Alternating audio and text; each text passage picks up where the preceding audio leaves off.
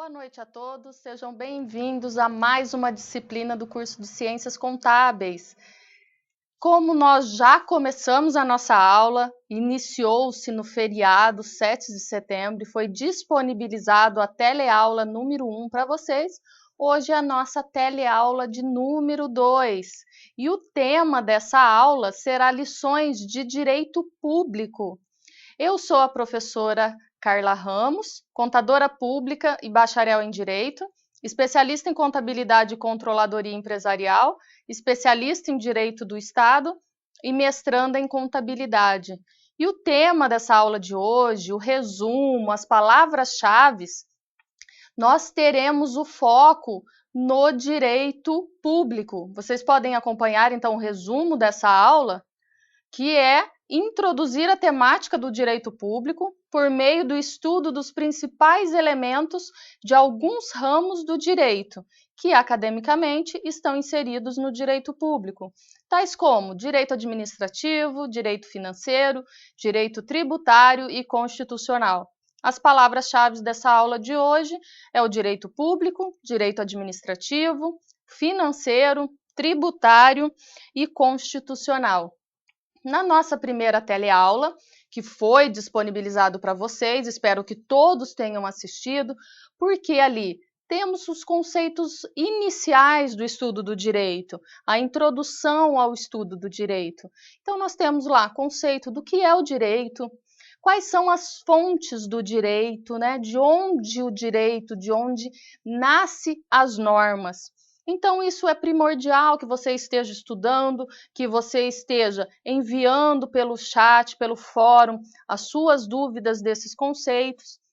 Adentramos numa parte um pouco já do direito constitucional, em específico a Constituição Federal de 88, tá? Então, aspectos muito interessantes sobre os direitos fundamentais, hierarquia das leis. Então, é de suma importância que você veja essa aula, se você ainda não viu.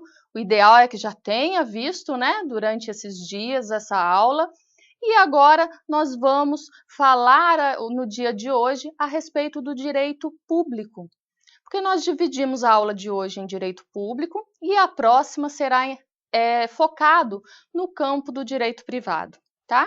Então, hoje nós falaremos aí de alguns tipos do direito que estão inseridos nesse campo do direito público. Aspectos iniciais, alguns conceitos básicos para vocês terem uma noção do que se trata esse campo do direito. Tá joia? Nada aprofundado, tudo muito básico, então a aula é bem tranquila no dia de hoje, tá? Então, começamos na nossa aula a respeito aí do direito público. Vocês podem acompanhar na próxima tela que o direito público será, portanto, o direito do Estado, enquanto o direito privado, o direito dos indivíduos e dos particulares. Ou seja, o direito do Estado, nós estamos focando, então, no interesse coletivo, no interesse da sociedade, que tem aí um princípio chamado da supremacia do interesse público. Então, sempre o direito público prevalece sobre o direito privado. Por quê? O direito da sociedade, da coletividade, está acima de um interesse particular.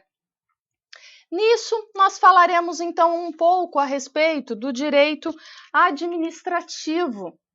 O que trata esse campo do direito? Nós temos que é um conjunto de regras e princípios aplicáveis à estruturação e ao funcionamento das pessoas e órgãos integrantes da administração pública. As relações entre essas com seus agentes, ao exercício da função administrativa, e especialmente as relações com os administrados e a gestão dos bens públicos, tendo em conta a finalidade geral de bem atender ao interesse público. Então, dentro do campo do direito administrativo, vai se estudar tudo a respeito da administração pública, seja a sua estrutura, os seus atos administrativos, como são, quais as prerrogativas da administração pública. Dentro do direito administrativo, existe o estudo também aí das licitações e dos contratos administrativos. Eles estão inseridos dentro da administração pública. Além também da sua organização, a sua estrutura administrativa. Nós veremos a divisão de administração direta, indireta, todos esses aspectos estão inseridos dentro desse campo do direito, chamado direito administrativo. Continuando, então, nós temos que o direito administrativo, o conceito anterior que foi colocado, foi do doutrinador Marcelo Alexandrino e Vicente Paulo. E no campo do direito administrativo, nós temos de suma importância o princípio da supremacia do interesse público, como eu mencionei a vocês, que um interesse coletivo, interesse da sociedade, está acima do interesse particular, é um caso de uma desapropriação de bens. E nós temos ainda a indisponibilidade do interesse público, ou seja, em nenhum momento o administrador poderá deixar de lado o interesse público, tendo assim um dos problemas de desvio de finalidade. Esse desvio de finalidade está dentro aí da alçada do abuso de poder, desvio de finalidade, desvio de competência. Ele não pode se desviar desse interesse público, desse interesse coletivo, que é o foco, a finalidade do campo do direito público. Se ele não tem o interesse público, ele pode estar caminhando para um interesse particular, um interesse pessoal dele. E no campo da administração pública, nós temos um princípio também muito importante, que é o princípio da impessoalidade. Então, o gestor, em nenhum momento, pode se focar na pessoa, seja em detrimento ou em valorização. Ele tem que ser impessoal. A finalidade pública tem que estar acima de qualquer ação, de qualquer ato no setor público, tá ok? Continuando, então, nós temos que a administração pública, quanto à sua estrutura organizacional, nós temos a chamada administração direta. Órgãos que integram as pessoas políticas do Estado, União, Estados, Distrito Federal e municípios, aos quais foi atribuída a competência para o exercício, de forma centralizada, de atividades administrativas.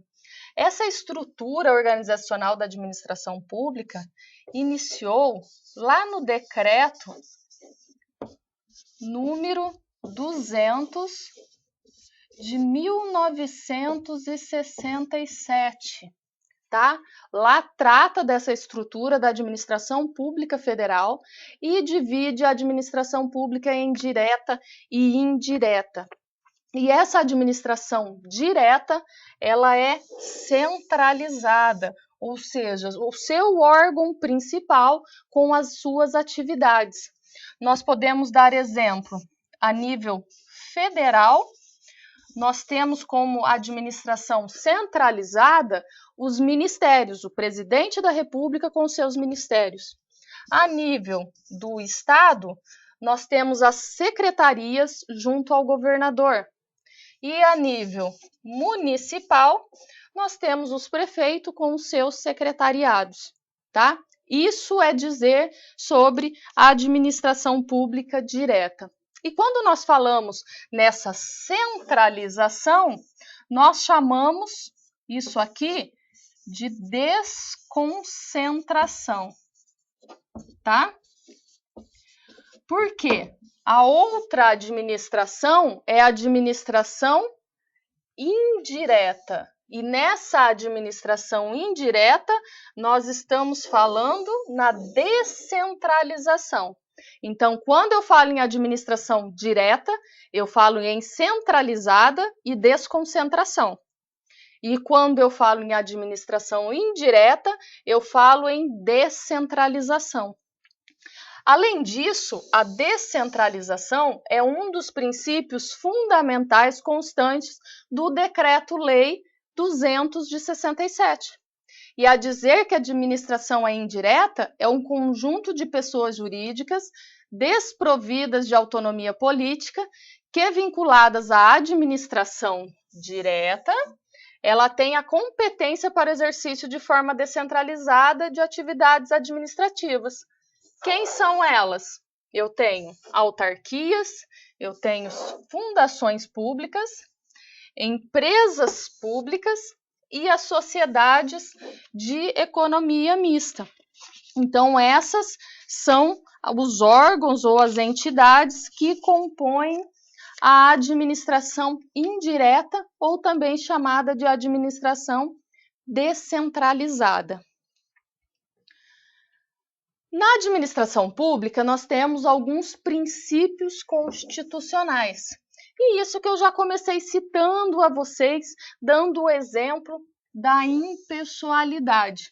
Então, nós vamos na Constituição Federal de 1988, como nós estudamos na aula número 1, que é a Constituição em vigência. Quando nós vamos no artigo 37, nós temos que a administração pública, seja a direta ou a indireta, de qualquer dos poderes, tanto da União quanto dos estados, do Distrito Federal e também dos municípios, obedecerá. Isso aqui é uma ordem, tá, pessoal? Não é uma faculdade de escolha, é uma ordem de que seja obedecido aos princípios de legalidade, impessoalidade, moralidade, publicidade e ainda da eficiência. Então, por um macete para vocês decorarem esses princípios constantes do artigo 37, nós temos que é os princípios chamado LIMPE. L de legalidade. O que significa legalidade? Legalidade vem de legal, vem de lei. Então, quer dizer que na administração pública eu só faço, ou o administrador público só faz aquilo que a lei lhe permite fazer, ou que autoriza ele fazer. Então, se o administrador público ele quer realizar algo, ele quer ter uma ação, ter um ato administrativo, mas esse ato não está autorizado por uma lei, ele não está autorizado a fazer, tá? É diferente do setor privado, que se não existe uma lei proibindo que faça algo, pode-se fazer. No setor público, não. Se a lei não é expressamente autorizativa daquele ato, não pode fazer. Um exemplo, para ficar mais claro. No campo da administração pública, nós temos os orçamentos públicos, né? Somente podemos fazer uma despesa se ela está autorizada, e essa autorização quer dizer estar na lei de orçamento. Então, se o administrador quer realizar uma despesa, ele tem que verificar primeiro se essa lei está sendo autorizada lá na lei de orçamento. Não está? Então, primeiro, temos que providenciar uma autorização, que é o quê? Que o legislativo autorize uma modificação naquela lei. Se não autorizar, não pode fazer. Então, é o princípio da legalidade. Tudo tem que constar em lei para que seja realizado. Vamos ao segundo princípio, do nosso LIMP. Agora nós temos o I de impessoalidade, que é o que eu estava comentando a vocês, que o gestor público não pode perseguir ninguém ou ele não pode proteger alguém, tá? Nem para mais, nem para menos, não interessa. Princípio da impessoalidade. Ele ali é um gestor público, ele está à frente do poder, ele tem que pensar com a finalidade pública, o interesse público. Esse é o ponto fundamental. Então, princípio da impessoalidade. Quando não obedecido, aí complica tudo, né, pessoal? Porque daí ele vai colocar o interesse particular, o interesse individual. Aí nós não estamos falando de direito público, né? Já sai da alçada, mistura as estações aí do direito. Continuando no próximo princípio, nós temos o M da moralidade. Um aspecto muito discutível hoje em dia, né? Nós temos a lei da improbidade, que discute e pune alguns atos aqui contra a falta, né, na verdade, da moralidade administrativa. Então, são atos puníveis aí do gestor público, ou seja, do agente administrativo. Por quê? Nem tudo que é legal, nem tudo que está autorizado em lei, pode ser moral, tá joia? Então, o administrador público ele tem que pensar nisso. Estou autorizado a realizar tal ato, mas será que é moral? Por exemplo, ele contratar como chefe de gabinete a sua esposa. É legal, dependendo que ela tenha experiência na área, é gabaritada para determinado assunto. Mas será que é moral? Já não iam começar a falar que está virando cabide de emprego, colocando sua esposa, etc. e tal? Então, isso é um exemplo, tá, pessoal? E que pode acontecer. Então, determinado ato, o gestor público tem que se preocupar com a moralidade. Ele tem que se preocupar o que podem pensar que aquilo pode acontecer, o que podem dizer daquela atitude. Tá joia? Continuando nos nossos princípios, além ali da moralidade, nós temos agora o P, que é referente à publicidade. Na administração pública tem que se dar ampla publicidade dos atos administrativos. É claro que existem algumas exceções quanto a atos sigilosos. Por exemplo, defesa nacional. Os atos de defesa nacional são sigilosos, não vai ser divulgado a todos quais são as suas atitudes, quais são os seus planos, não é mesmo?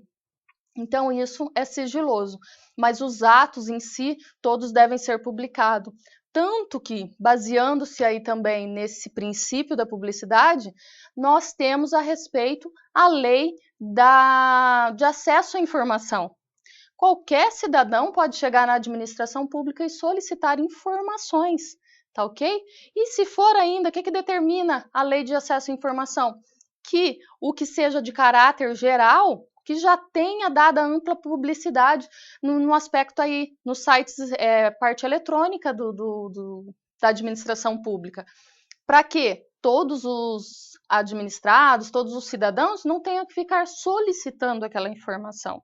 Então, essa lei de acesso à informação já é com embasamento na publicidade. Tudo tem que ter dado a publicidade, principalmente as normas, as leis. Todo mundo deve ter acesso a essas normativas, tá joia?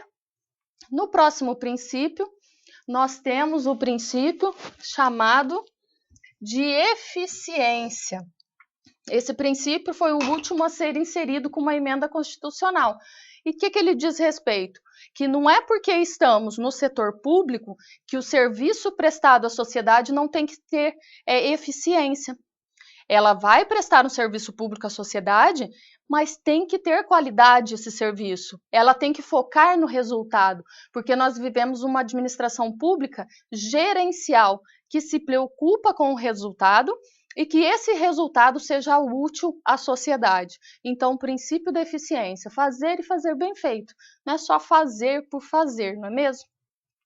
Continuando, então, nós temos ainda, nesses princípios da administração pública, princípios que não constam no texto constitucional expressamente, mas estão implícitos na Constituição.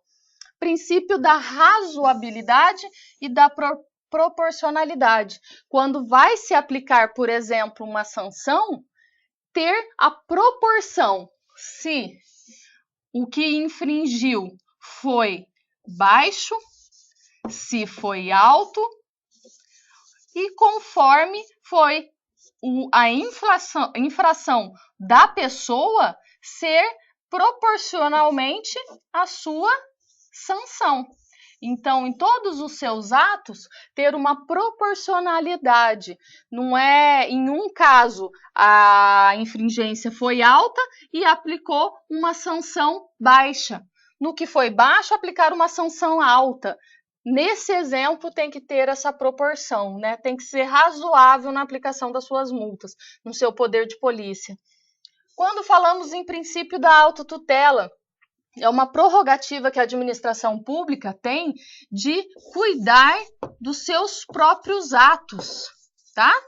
Ou seja, ela tem a discricionariedade de anulação dos seus atos administrativos ou da sua revogação. Anular os atos, quando é devida discricionariedade, é oportunidade e conveniência verificar que deve ser alterado. Agora, sua revogação quanto à matéria e alguma ilegalidade. Ato também que pode ser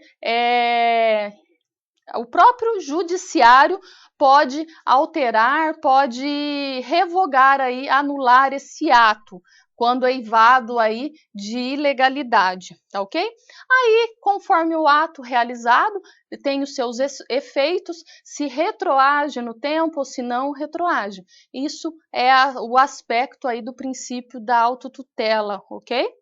Chegamos num momento de atividade, então, para vocês. Vamos verificar a atividade desse momento. Que a divulgação oficial dos atos administrativos e transparência da atuação administrativa são elementos que atendem qual princípio da administração pública. Em foco aí de algum desses princípios que nós acabamos conversando na aula de hoje, o que é focado? Qual desses princípios é focado essa divulgação e essa transparência? Vou dar alguns minutinhos para vocês e voltamos em alguns instantes.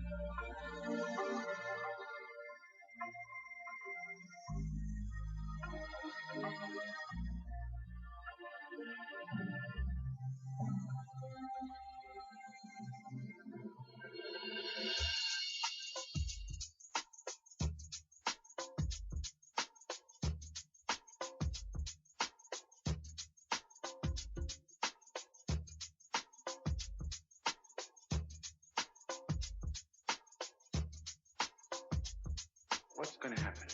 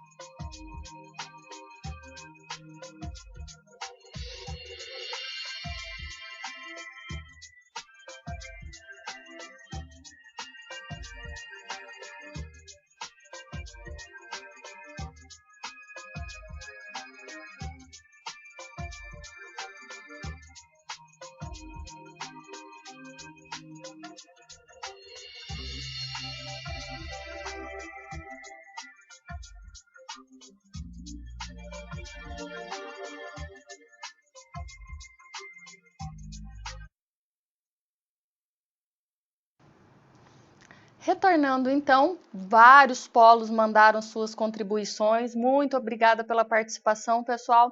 E vou ler a resposta de Salinas, que comentou ainda a respeito um pouquinho da sua resposta.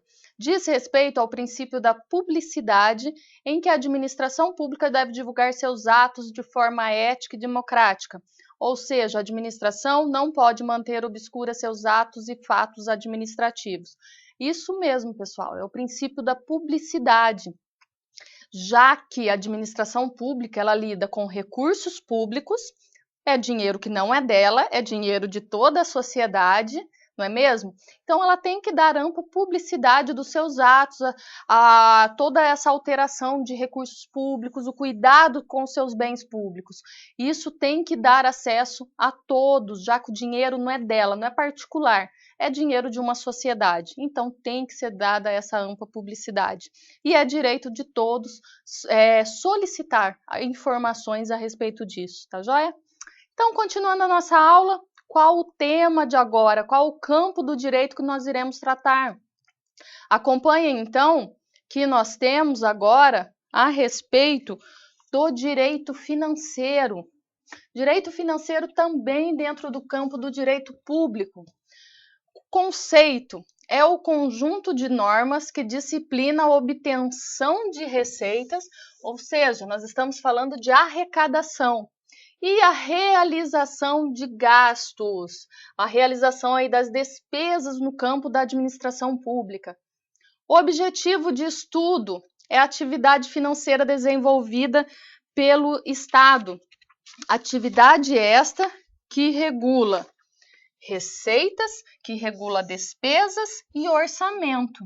O que é orçamento? É a fixação das despesas públicas e é a estimativa de receitas. Isso é o campo do direito financeiro. Aí, dentro do campo do direito financeiro, nós temos aí as noções de direito orçamentário, que é o foco do orçamento público, não é? Receitas e despesas. Com isso, na Constituição Federal de 1988, nós temos lá no artigo 165 que leis de iniciativa do Poder Executivo estabelecerão plano plurianual, que é o chamado PPA, as leis de diretrizes orçamentárias, a chamada LDO, e nós temos a lei de orçamentos anuais, que é a chamada LOA. O que acontece aqui, pessoal? Na aula de número 1, nós estudamos os poderes existentes na República Federativa do Brasil, conforme o artigo 1º. E no artigo 2º, consta a respeito do que? A tripartição dos poderes, executivo, legislativo e judiciário. Quando nós falamos de legislativo, qual a função primordial do legislativo? Legislar, ou seja, fazer as leis. Mas aí você fala assim, mas professor, esse artigo da Constituição está falando que é leis de iniciativa do executivo. Então, aqui o executivo está legislando. Isso é uma prerrogativa do Poder Executivo que a Constituição Federal está determinando. Então, no caso desses instrumentos de planejamento, esse foco orçamentário, a Constituição Federal determina que o próprio Executivo inicie essas leis.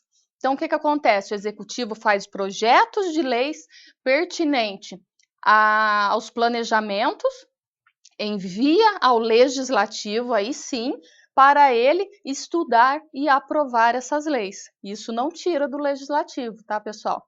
Mas a iniciativa dessas leis é conferida ao Poder Executivo.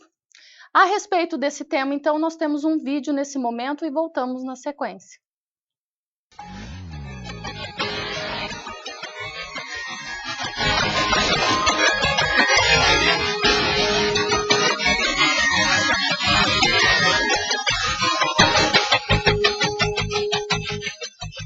Imagine uma casa onde ninguém tem uma previsão do que precisa gastar no futuro.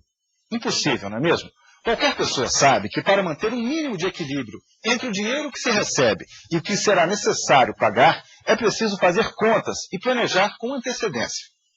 Nos estados, nos municípios e na administração federal não é diferente. É preciso prever e repartir com todo o cuidado os recursos que serão aplicados na educação, na saúde, na segurança, enfim, em todos os setores da vida pública. O repórter Senado foi a campo e pesquisou os caminhos do orçamento.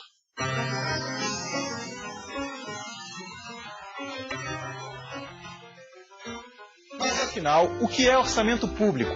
Quando e como fazê-lo? Será que os cidadãos estão satisfeitos com a maneira como as verbas vêm sendo aplicadas? Por que leva tanto tempo até que o dinheiro para as obras e serviços seja liberado? Orçamento, eu acho que é um dinheiro que sai para fazer benefício para o povo, né? Veja também, um trabalho de detetive. Nossa reportagem acompanhou uma equipe do Tribunal de Contas da União no controle das obras e dos gastos previstos no orçamento. A população a ser atendida foi realmente atendida? Foi atendida dentro daquilo que o objeto do convênio, do contrato estabelecia? Se não, faltou qualidade no emprego desses recursos.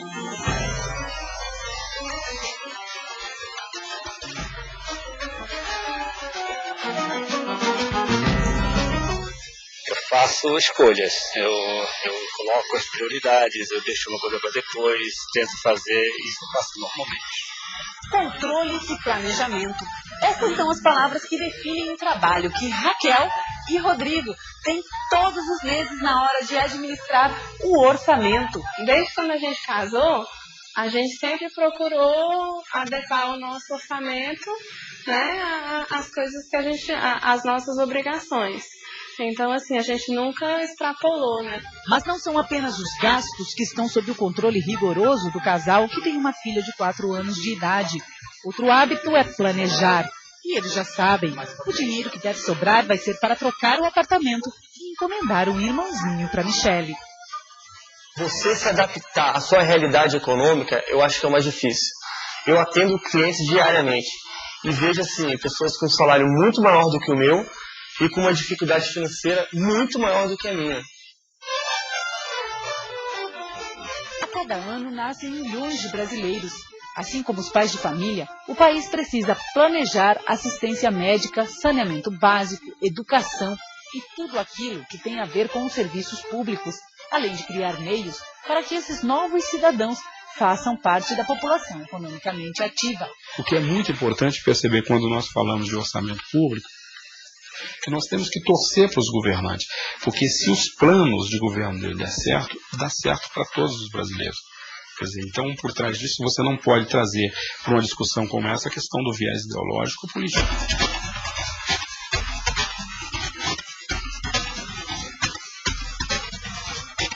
Seu Paulo sabe a finalidade do orçamento público, mas ele e a esposa estão no grupo de cidadãos que sofrem quando a aplicação do dinheiro previsto no orçamento não acontece. Entra ano e sai ano, e a bala a céu aberto, na periferia de Belém, no Pará, continua ali. Então, pessoal, vocês viram um pouquinho mais aí do orçamento. O foco do orçamento é o planejar, ou seja, vai cuidar das suas receitas e despesas, assim como nós fazemos na nossa vida particular, a administração pública faz no seu cotidiano. E o planejamento está focado aí também em um dos pilares da Lei de Responsabilidade Fiscal, que determina que seja planejado para acontecer o quê? O equilíbrio das finanças públicas. Equilibrando receitas e despesas, não surgem as dívidas públicas. Esse é o foco aí do campo do direito administrativo, focado nessa área de finanças. Nesses instrumentos de planejamento, nós temos o plano plurianual, esse PPA, que é um plano já de longo prazo. Ele é de 4 anos a sua vigência, com 1 ano de defasagem, porque o gestor público assume o seu mandato no início do ano e vai cumprir o último ano de realização do plano plurianual do seu antecessor, porque ele não teve tempo de planejar o seu. Aí, durante esse ano que ele realiza, o último ano do PPA que já está autorizado, ele tem o tempo para fazer o seu. Aí ele pode trabalhar durante 3 anos o seu plano plurianual. Já a lei de diretrizes orçamentárias, ela é anual. Todo ano ele tem que encaminhar para o legislativo para ter a aprovação de realização. E o que a LDO faz? Ela é um elo de ligação do PPA para a LOA. Por quê? O que vai constar lá na LOA tem que constar na LDO, que também já veio do quê? Do PPA, do Plano Plurianual.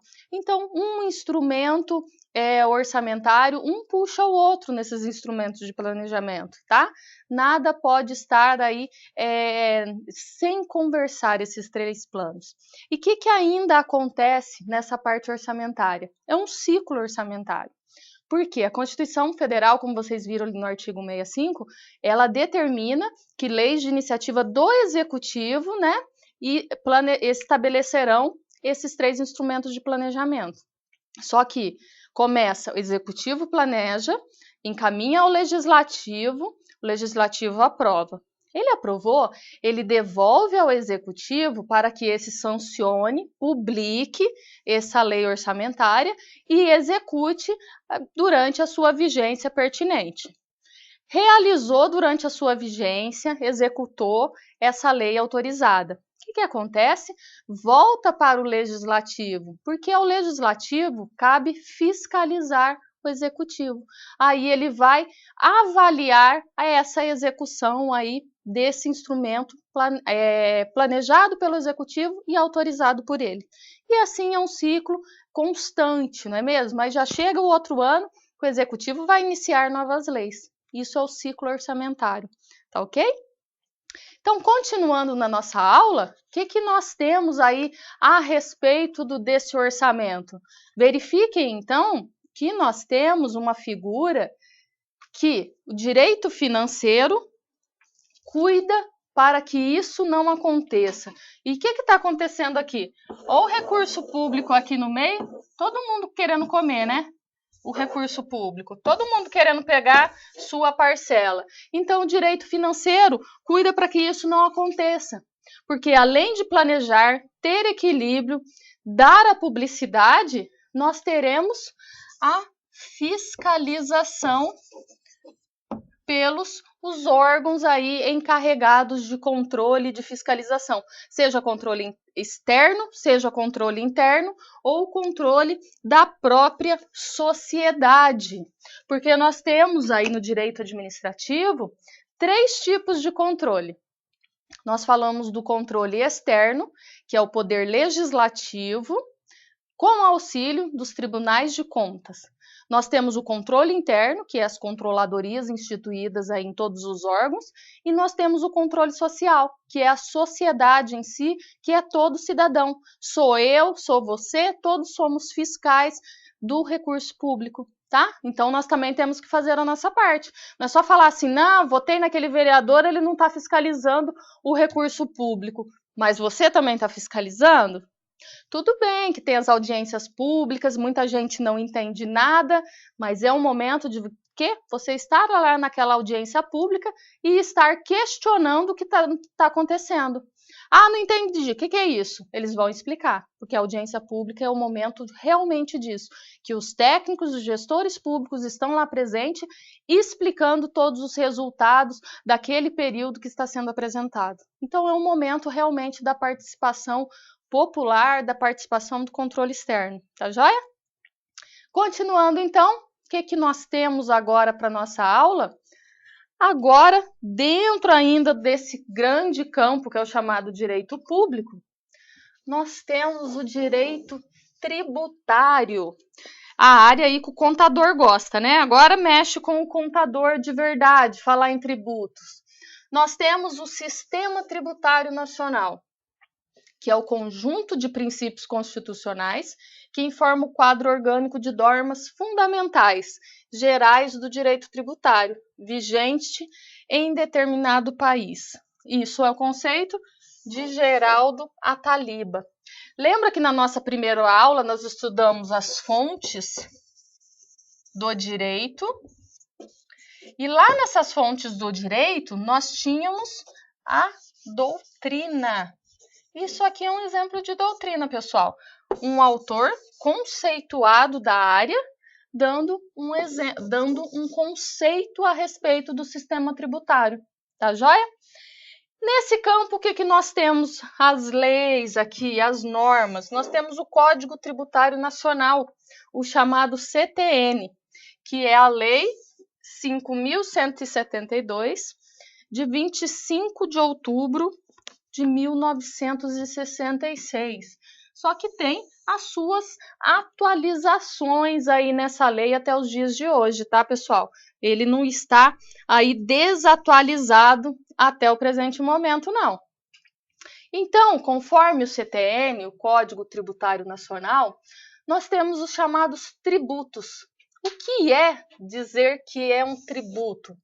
Então, lá no artigo 3º desse código, nós temos que tributo é toda prestação pecuniária compulsória, ou seja, obrigatória, em moeda ou cujo valor nela se possa exprimir. Então, em dinheiro ou algo que seja valorado. Por exemplo, uma dação em pagamento de um terreno, deu um terreno como dação em pagamento. Nós estamos falando de um pagamento de tributo também, que não constitua sanção de ato ilícito, instituída em lei e cobrada mediante atividade administrativa plenamente vinculada. Então, um tributo só pode ser criado por lei. Nós estamos falando aqui do princípio da legalidade. E no artigo 97, também do CTN, nós temos que somente a lei pode estabelecer a instituição de um tributo, ou a sua extinção, ou a sua majoração. Ainda definição de fato gerador, obrigação principal, fixação de alíquotas e por aí vai. Tudo com base o quê? Princípio da legalidade. Então, quando falamos em tributos, nós falamos em fato gerador. O que quer dizer um fato gerador?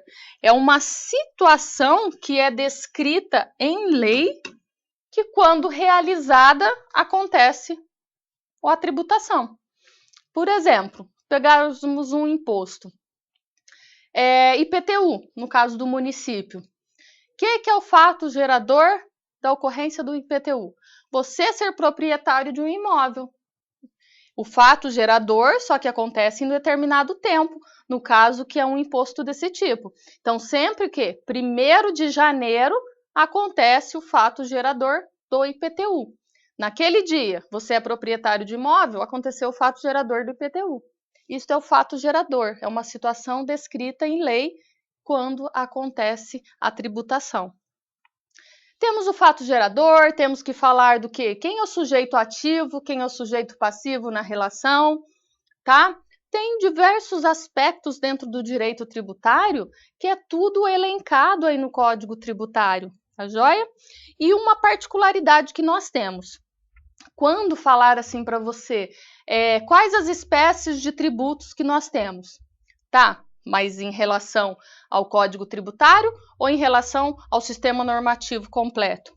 Porque quanto ao Código Tributário, nós só temos que tributos é o quê? Impostos, taxas e contribuições de melhoria. É só isso que menciona o Código Tributário. Agora, quando nós vamos para a Constituição, diversas normas, aí nós temos empréstimos compulsórios e as contribuições sociais. Tá? Então, isso daí, quem faz concurso, às vezes, isso é pegadinha, tá? Quais as espécies aí? Então, prestar atenção, se eu estou falando num sistema normativo completo ou só especificando o Código Tributário. Então, continuando, nós temos ainda dentro do direito tributário, agora, a sua primeira espécie em definição conforme o CTN, tá? Então, estamos lá, os impostos. Definição consta no artigo 16. No artigo 16 fala que imposto é o tributo cuja obrigação tem por fato gerador uma situação independente de qualquer atividade estatal. Ou seja, a situação não está vinculada com uma prestação de serviço específica relativa ao contribuinte. Então, é um tributo não vinculado a uma atividade estatal. É o contribuinte quem pratica o fato gerador. No caso do IPTU, a administração pública não teve uma prestação de serviço, é você que adquiriu um imóvel. Em caso de imposto de renda, é você que teve um rendimento.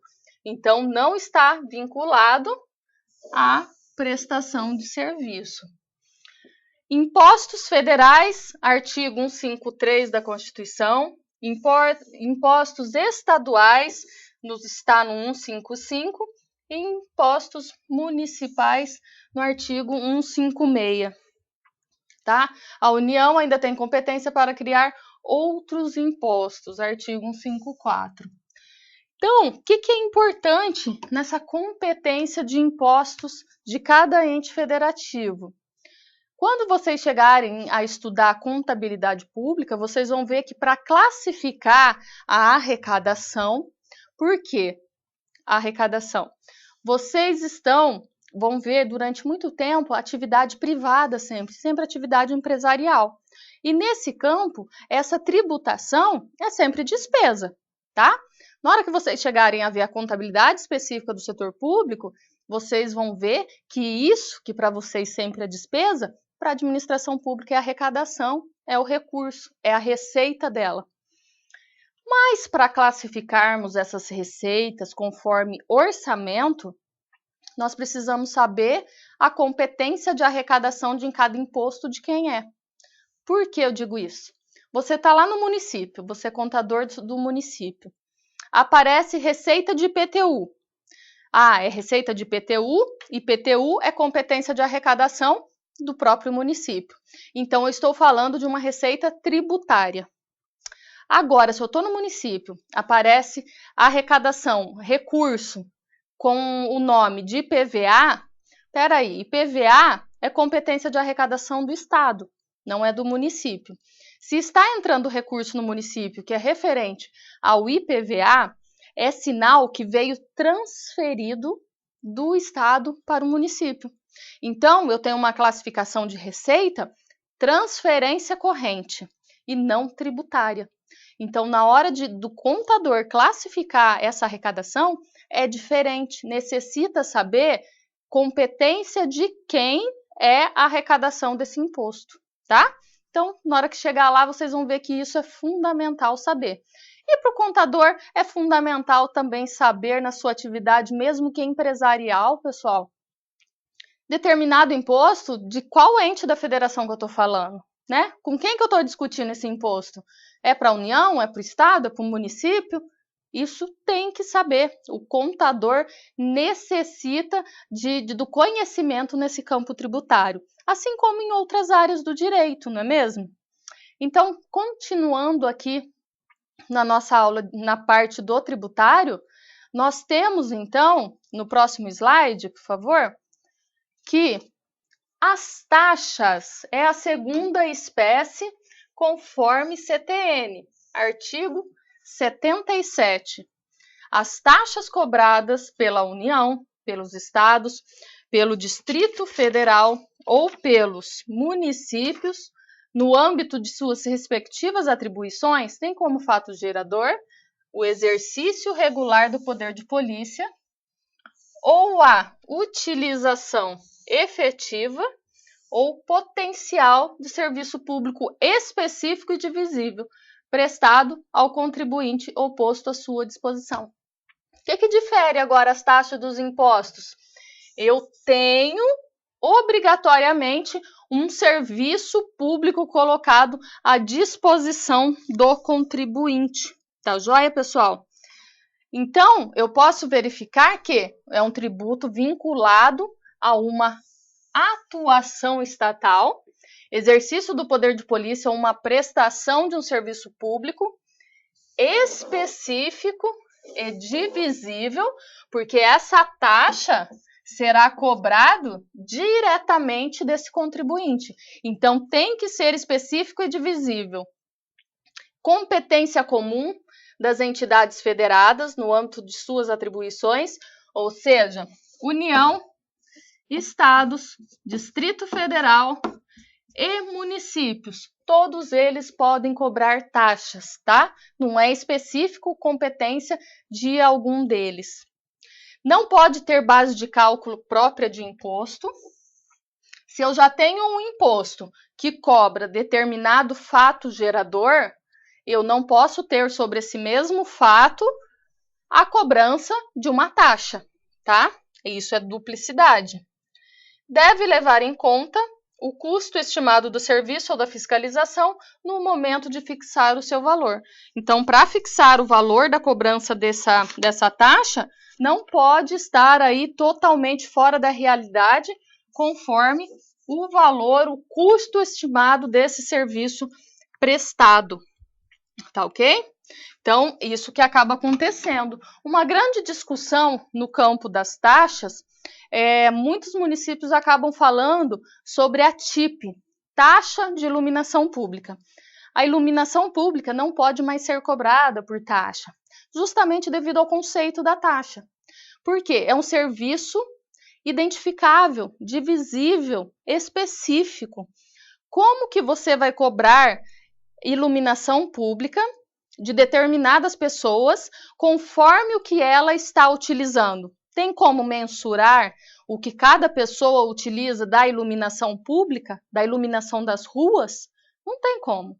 Então, há uma determinação, um julgamento já do STF, do Supremo Tribunal Federal, que a iluminação pública é cobrada por contribuição e não uma taxa, tá joia? Porque daí a contribuição não tem esse conceito, essas determinações constantes da taxa. Então, saiu aí da forma do tributário, tá? Ela é cobrada aí como uma receita de contribuição, ok? Continuando, então, nós temos agora a respeito da contribuição de melhoria. Então, é a terceira espécie que consta no Código Tributário Nacional. Agora nós estamos falando do artigo 81.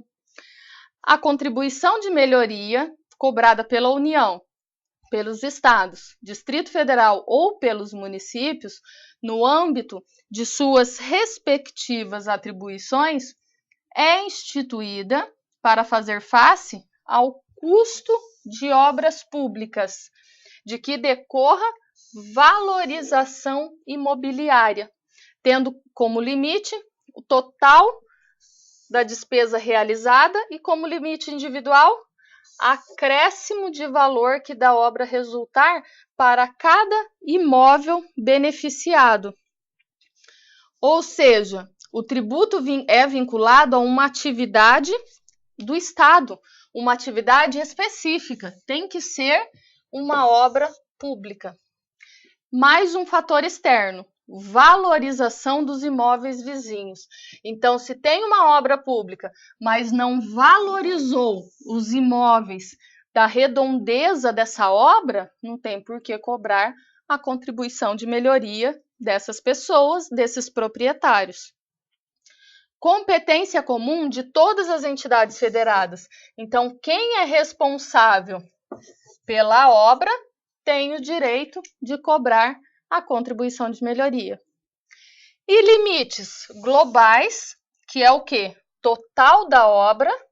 Então, não se pode arrecadar da contribuição de melhoria de uma obra específica mais do que custou essa obra. E também, ao mesmo tempo, tem o limite individual. Você não pode cobrar mais de um proprietário mais do que valorizou o imóvel dele. Tá ok? Então, isso tem que estar amarrado. Aí nós entramos agora no empréstimo compulsório. Esse não consta no CTN, isso está na Constituição Federal, tá? Então, nós temos características desse tipo de tributação, desse empréstimo compulsório. Nós temos que só podem ser criados por lei complementar. Então, somente lei complementar. E retomando aqui a aula passada, a hierarquia das leis. nós falamos de lei complementar. O que é a lei complementar? É aquela lei que vai regulamentar um assunto que foi autorizado, que foi mandado pela Constituição Federal. No texto da Constituição Federal, geralmente consta lá que lei complementar disporá sobre finanças públicas. Por isso, nasceu a Lei de Responsabilidade Fiscal, que é uma lei complementar, que tem o foco nas finanças públicas. O papel da lei complementar é esse. Aqui, no caso, terá que ter uma lei complementar criando o empréstimo compulsório. Continuando ali nos nossos itens, nas nossas características do empréstimo compulsório, nós temos que somente a União tem competência para criar os empréstimos compulsórios. Os contribuintes têm direito de devolução do dinheiro arrecadado no prazo e na forma prevista em lei complementar. Por quê? Nós estamos falando de um empréstimo. Você, quando pega um empréstimo bancário, você pega o dinheiro em um determinado recurso, esse dinheiro vem para você, mas você, ao mesmo tempo, cria uma dívida. Você não tem que pagar esse recurso que você tomou emprestado? A mesma coisa acontece aqui com o empréstimo compulsório. É um empréstimo realizado e a União, que somente ela tem a competência de criar, ela tem que devolver. E isso já tem que constar os prazos nessa lei complementar. Tem que constar o prazo de devolução. Então, não pode mais acontecer como já aconteceu em épocas passadas. Da noite para o dia, pega-se todo o dinheiro, não tem data de devolução e não pode pegar do nada, né? Tem que ter uma lei criando isso e disciplinando tudo. Não possui fato gerador especificado na Constituição Federal. Então, não tem quando acontecerá. O valor arrecadado deve ser obrigatoriamente destinado às finalidades previstas no inciso 1 e 2 do artigo 148, que determina o quê? Inciso 1º é despesas extraordinárias decorrentes de calamidade pública, guerra externa ou sua iminência. E inciso 2º do 148, no caso de investimento público de caráter urgente e relevante interesse nacional, tá? Então, isso está descrito na Constituição aí, o valor arrecadado que deve ser destinado a quê? Isso é os empréstimos compulsórios de hoje em dia, pessoal. E temos também as contribuições sociais. Características dessas contribuições. Valor arrecadado deve ser destinado a uma finalidade social. Algo bem amplo, né? Nós temos um termo vago aqui. Previamente estabelecidas em lei, a União pode desviar, fica mais bonito falar aplicar, né, pessoal, do que desviar. Essa palavra no setor público é complicadíssima. Então, podemos aplicar 20% dos valores arrecadados para outra finalidade, pois trata-se de uma verba carimbada. Porque essas contribuições sociais, ela tem uma destinação certa. E que essas finalidades sociais? Nós temos educação, saúde, previdência, interesse das categorias profissionais econômicas, intervenção no domínio econômico. Então, são alguns termos aí muito vago, muito abrangente, complicadíssimo. E nesses direitos sociais, na nossa primeira aula, nós estudamos direitos sociais, artigo 6º da Constituição, quando nós falamos em diversos aspectos lá desse tipo de direitos que surgiu com o tempo, né? E consta na atual Constituição Federal, Constituição essa considerada a mais cidadã. E dentre ainda essas contribuições sociais, nós temos que a competência da União. Os estados, Distrito Federais e municípios podem criar contribuições de custeios de suas próprias previdências. Então, se não for a União, só pode ser criada contribuição social para sua própria previdência. Os municípios e Distrito Federal podem ainda criar a CIP. Como regra, basta uma lei ordinária para sua criação e majoração. Excepcionalmente, a Constituição exige aqui uma lei complementar para criar essas contribuições sociais. Então, se nós estamos lá nos estados, distritos federais, Distrito Federal e município, nós podemos, através de uma lei ordinária. Lembra lá das hierarquias? Está logo abaixo da lei complementar, ok? Aí, nós estamos falando desse campo de tributação. Nasce o quê? Uma obrigação tributária que temos que pagar. O que é isso? Dever de fazer de um contribuinte responsável ou terceiro em função da lei. Então, aqui nasce uma obrigação a partir do momento em que ocorre um fato gerador. Ocorreu o fato gerador, aquela situação descrita em lei que acontece a tributação, nasce uma obrigação tributária. E nós temos uma obrigação tributária principal quando o contribuinte tem por prestação o pagamento de tributo ou penalidade pecuniária. Então, aqui nós estamos falando de uma obrigação principal, que surge com a ocorrência do fato gerador e extingue-se com o crédito tributário, que é o quê? O pagamento da incumbência tributária. Nós falamos em obrigação tributária principal, mas existe a acessória. O que acontece nas empresas? É um exemplo mais típico para entender. A principal tem lá que você apura o fechamento do ano do exercício e acontece a tributação lá no final do período, conforme que você apurou de imposto, né, da empresa. Qual a obrigação acessória? Alguém lembra? O que é obrigação acessória no caso da empresa? É manter em ordem a escrituração. Se chega um fiscal, ele vai querer saber da escrituração, dos livros. Isso é uma obrigação acessória, uma obrigação tributária acessória, que faz parte aí da obrigação contábil, tá? Da empresa. Então, isso é um exemplo aí de obrigação acessória, manter essa escrituração correta, ok, pessoal? Continuando, então, nós temos capacidade e competência tributária. Quando nós falamos em capacidade tributária, nós podemos falar na capacidade tanto ativa, que é a capacidade de cobrar o tributo, é o titular do crédito, ou seja, o credor. Quando nós falamos na capacidade passiva, nós estamos falando da pessoa que tem o dever jurídico de pagar, é o devedor do tributo. Mas quando nós falamos na competência tributária, nós temos que é a aptidão para criar tributos, ok? Então, na capacidade, tanto eu tenho sujeito ativo quanto passivo. Já na competência tributária, eu só estou falando do ativo, que é a administração pública.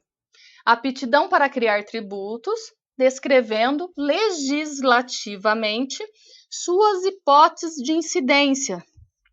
Seus sujeitos ativos, eu vou determinar quem é sujeito ativo, quem é passivo, ainda base de cálculo e as alíquotas. O que seria as bases de cálculo? É a grandeza econômica aí sobre a qual se aplica a alíquota para calcular a quantia de pagamento. Por exemplo, base de cálculo do IPVA. O que eu tenho? O valor do veículo. Quando eu falo de IPTU, eu tenho o valor venal do imóvel. Então, sobre essa base de cálculo que vai ser aplicada a alíquota aí determinada em lei, tá joia? Isso um doutrinador, Roque Carrasa, ok? E temos agora, então, um momento para reflexão. A reflexão de agora. A contabilidade desempenha papel relevante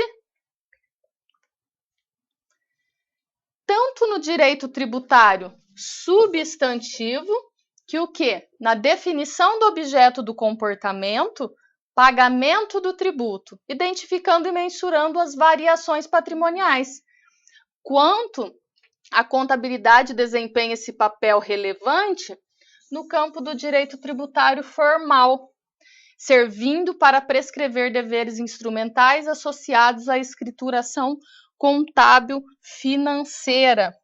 Então, a contabilidade, pessoal, desempenha um papel importantíssimo no campo do direito tributário. Na verdade, o que acontece com essas duas ciências? A ciência do direito e a ciência da contabilidade. Elas caminham juntos. Lembram lá da nossa primeira aula, que vocês já assistiram, que tem um questionamento a respeito que qual a finalidade ou a importância que o direito tem para o profissional contábil? Caminham juntos, pessoal. Uma depende da outra, uma auxilia a outra. O contador trabalha com legislação o tempo inteiro, necessita desse campo do direito. E o direito necessita desses aspectos contábeis, tá? De todo esse cuidado. Então, agora nesse momento, pessoal, além da nossa reflexão, vou parar uns minutinhos para você enviar a sua dúvida, o seu questionamento, para que até esse momento da aula nós possamos esclarecer essas dúvidas, ok? Vou dar uns minutinhos para você e voltamos rapidinho.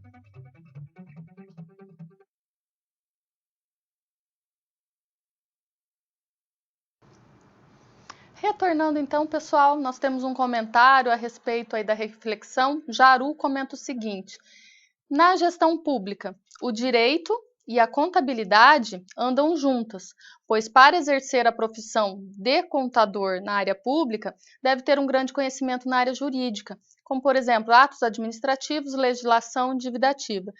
Muito bem lembrado, pessoal de Jaru. O contador no campo público, ele tem que ter muito conhecimento do direito administrativo. E, no caso, também direito constitucional, porque o direito administrativo, grande parcela dele está inserido no texto constitucional, ok? E o contador, ele precisa estar a par de tudo isso. Por quê?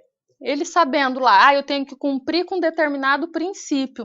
Porque ele sabe que o direito administrativo exige isso, o direito constitucional exige isso. Então, o contador não vai ficar ligado somente aos aspectos contábeis, ele necessita desse conhecimento da área do direito, tá joia? Formosa do Rio Preto, que os alunos estão pedindo exemplo de empréstimo compulsório. Pessoal, não sei se tem aí pessoal um pouquinho de tempos atrás ou os mais novos, mas vocês ouviram falar na época do presidente Collor que houve aquela catança de dinheiro da poupança dos brasileiros? Aquilo lá foi como ele usou o nome de empréstimo compulsório. Pegou aí dinheiro de todo mundo. Justamente por isso foi criado o empréstimo compulsório, que tem que ser regulamentado por lei complementar e prazo de devolução.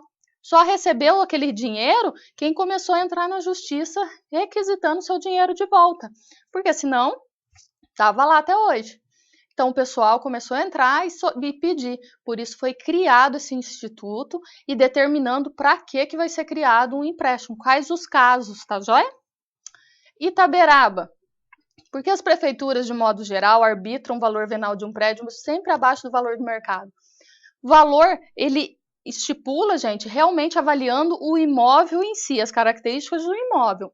Agora, o valor de mercado acaba dando assim um maior valor a determinadas regiões. Então, tem um valor discrepante. Só que, cuidado, no caso de desapropriação, o valor pago é o valor venal, tá? Então, se o seu valor venal tá um valor que você não concorda, tá um abaixo, o certo é o quê? Você ir na prefeitura e verificar. Porque se forem desapropriar o seu imóvel, é aquele valor que vai ser pago, e não o valor de mercado, tá? Então, isso daí tem que ser tomado cuidado. Esperantina. Professor, alunos de Esperantina pedem que sejam elencados os tributos por competência. A União, Estados e Municípios. Pessoal, são aqueles artigos que eu citei para vocês, tá? Ou seja, município, nós só temos imposto, o IPTU, nós só temos o ITBI e ISS. Vamos para o Estado? Nós temos o IPVA, ICMS e TCMD. Vamos para a União? Nós estamos falando de ITR, nós estamos falando aí dos IPI, tá? De todos esses grandiosos impostos. Então, o negócio é você verificar aqueles 3 artigos que eu citei, todos eles têm descrito e até o nome, essa abreviação, competência e mais alguns detalhes sobre a instituição desses impostos. Então, é muito interessante o contador saber essas competências e estar lendo ali, tá? Continuando a nossa aula, então, o que nós temos para esse momento?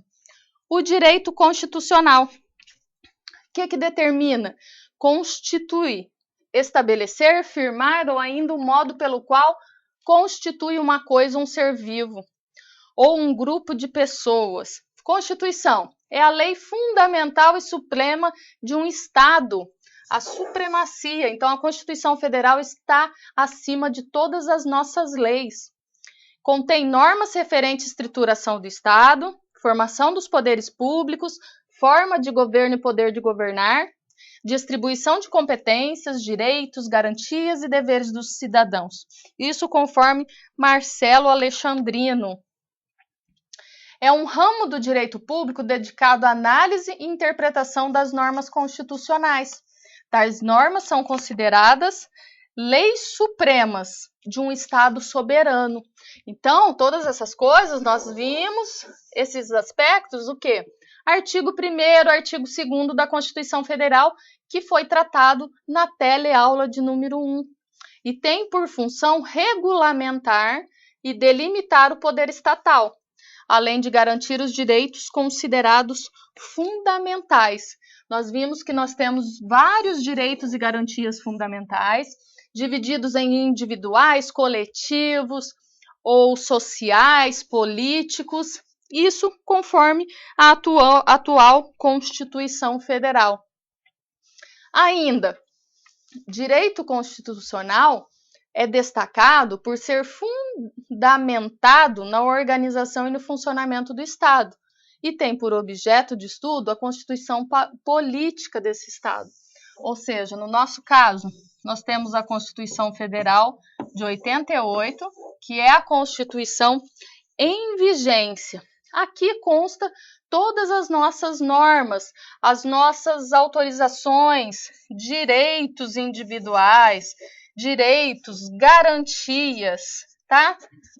Direitos e deveres da administração pública, a organização, tanto administrativa quanto política, seja de qualquer de um dos poderes, legislativo, executivo e judiciário, determinando quais as competências concorrentes ou exclusivas dos órgãos do legislativo, do executivo e do judiciário. Tudo isso descrito na Constituição Federal. Ainda temos diversos pontos dentro do estudo do direito constitucional, referente aos sistemas e formas de governo e Estado. República como forma de governo, tá, pessoal? Aqui ficou invertido. Presidencialismo como sistema de governo. Temos ainda a forma de Estado, que é a federação, não é mesmo? O regime democrático de direito, que foi tema tratado da aula atividade número 1, tem um texto muito interessante sobre o regime democrático do direito, que eu aconselho vocês relerem. Temos ainda no direito constitucional atual e em vigência, valorização dos direitos fundamentais da pessoa. Não é à toa que a atual Constituição é considerada a Constituição mais cidadã e a Constituição mais completa, pessoal. Surgimento de novos direitos, denominados interesses difusos e coletivos. Os dois são grupos de pessoas, mas os coletivos é quando identificamos quais os grupos inseridos aqui nesse campo do direito. Nos difusos, abrange todo mundo, eu não identifico em particular. Por exemplo, um direito ambiental, proteção da natureza. Eu identifico as pessoas que estão dentro desse campo do direito? Não, é um grupo indeterminado de pessoas, então são interesses difusos. Nós temos valorização, ampliação e criação dos direitos sociais. Foi nessa atual Constituição Federal que isso foi dado uma maior atenção a esse grupo dos direitos sociais, que são grupos aí de direitos fundamentais de terceira geração, conforme o campo do direito. Extensão de direito ao voto aos analfabetos e menores entre 16 e 18 anos, ou seja, o voto facultativo nessa atual Constituição. Autonomia política dos municípios. Houve o quê? Uma descentralização de competências. Foi dividido as competências também para os municípios. Então, eles ganharam uma autonomia política aí maior, pessoal. Valorização do poder executivo. Por quê? É ele que cuida de toda a máquina administrativa, a administração dos recursos, dos bens públicos e por aí vai. Ampliação do controle de constitucionalidade, ou seja, controles, fiscalização. Foi dado uma maior ênfase aqui. Realização de plebiscito para que o povo escolha a forma e sistema de governo. Então, o povo participando ainda mais do campo governamental. Temos ainda a realização de revisão constitucional após 5 anos da promulgação. Que finalidade? Alterar as normas constitucionais que, devido ao passar do tempo, se tornam antiquadas. Então, após os 5 anos que foi promulgada a Constituição Federal, foi feita uma revisão. Após essa revisão, não tem direito a outra revisão. O que acontece? Algumas alterações através de emenda constitucional e altera-se aí o que achar prudente, o que for em discussão aí pelas casas do Congresso, que é formada pelo Senado e pela Casa aí dos Deputados, ok? Ainda permite a reeleição do presidente da República, governadores e prefeitos. Um tema até então que não tinha, foi inserido na Constituição de 88.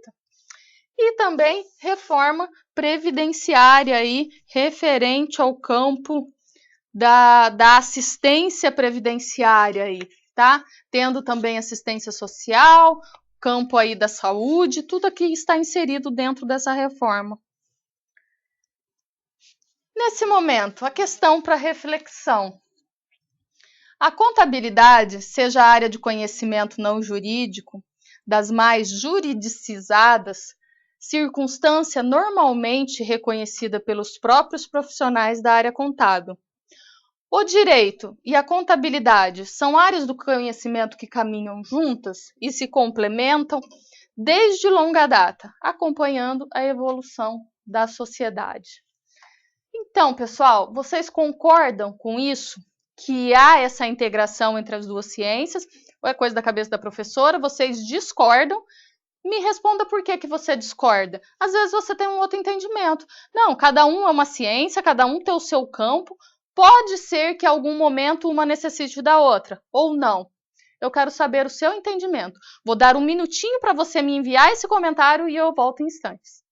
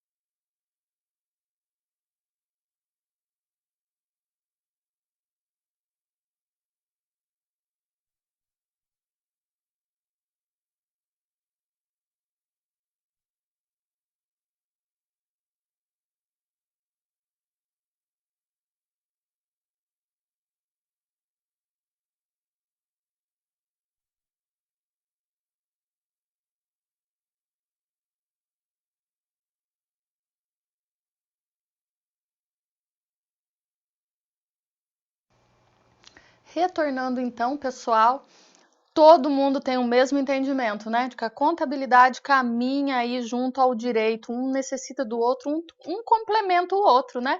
Na verdade, aquele contador que se utiliza muito bem das leis, das normas para sua atividade, seja para direcionar o seu cliente ou para realmente executar a sua atividade do dia a dia, com certeza vai exercer a sua profissão muito melhor. Por quê? Ele está seguindo as normas, o que a lei recomenda. Tem um comentário interessante de Jaru. A aluna Elaine complementou o seguinte: a mesma disse que utilizou-se do princípio da publicidade, juntamente com a Lei de Acesso à Informação, Lei 12.527 de 2011, para fiscalizar uma Câmara Municipal, exercendo o controle social. Perfeito, pessoal, perfeito, disse tudo. Com o princípio da publicidade, Lei de Acesso à Informação, isso tem que estar público. E eu tenho acesso, tenho direito a solicitar essas informações. Se a Câmara não publicou, o que ela deveria publicar, mais ainda. Além do controle social, ela é um controle externo, né? Como ela deixa de fazer algumas coisas em que um princípio constitucional determina que seja dada ampla publicidade. Está querendo fiscalizar algo e ela mesma não cumpre, não é mesmo? Perfeito utilizar o princípio com a lei, gente. É isso mesmo. Então, vocês viram que ter o conhecimento das normas só vai auxiliar na sua vida profissional, na sua atividade contábil, pessoal. Então, não tem essa, o direito é uma coisa, a contabilidade é outra, não, eles caminham juntos. Você tendo conhecimento dos dois, pode saber que o seu serviço será completamente melhor. Tá joia? Então, você tem essa necessidade desse conhecimento jurídico. Não é só para o advogado, não. Contador também precisa, pessoal. Agradeço a todos pela participação, seja na aula atividade, seja na nossa teleaula. Vocês foram incríveis participando, mandando suas dúvidas, mandando seus comentários. Será aberto um fórum, participe também dessa aula. Se a sua dúvida não foi respondida aqui, pode colocar lá que eu ou os tutores eletrônicos estaremos respondendo, ok, pessoal? Agradeço a todos pela participação mais uma vez, desejo a todos uma boa noite e até a próxima semana.